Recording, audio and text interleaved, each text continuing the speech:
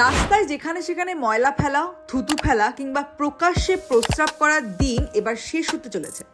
পশ্চিমবঙ্গ জুড়ে পরিচ্ছন্নতা বজায় রাখতে 1 সেপ্টেম্বর থেকে চালু হতে চলেছে কড়া জরিমানার নিয়ম।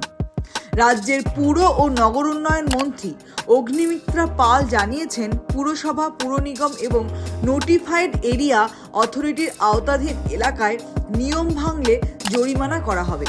অর্থাৎ রাস্তায় দাঁড়িয়ে থুতু ফেললে, প্রকাশ্যে প্রস্রাব করলে কিংবা যেখানে সেখানে আবর্জনা ফেললে এবার তার জন্য টাকা গুনতে হতে পারে।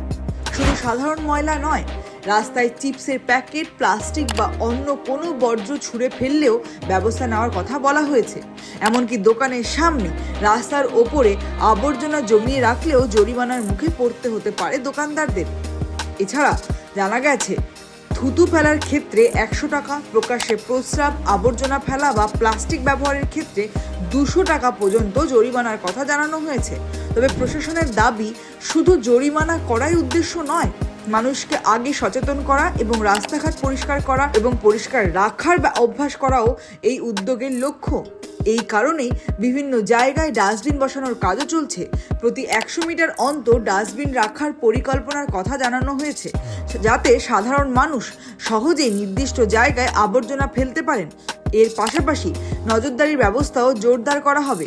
অর্থাৎ নিয়ম চালু হওয়ার পর রাস্তায় কে কোথায় ময়লা ফেলছেন, কে প্রকাশ্যে থুতু বা প্রস্রাব করছেন, এই বিষয়ে নজর রাখা হবে।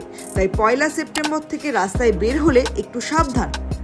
যেখানে সেখানে থুতু, আবর্জনা, প্রকাশ্যে প্রস্রাব আর নয়। নিয়ম ভাঙলে এবার পকেট থেকে বেরোতে পারে টাকা। প্রশাসনের এই নতুন নিয়ম কতটা কার্যকর হয় এখন সেটাই দেখার। ব্যুরো রিপোর্ট, দিনকাল নিউজ, কলকাতা।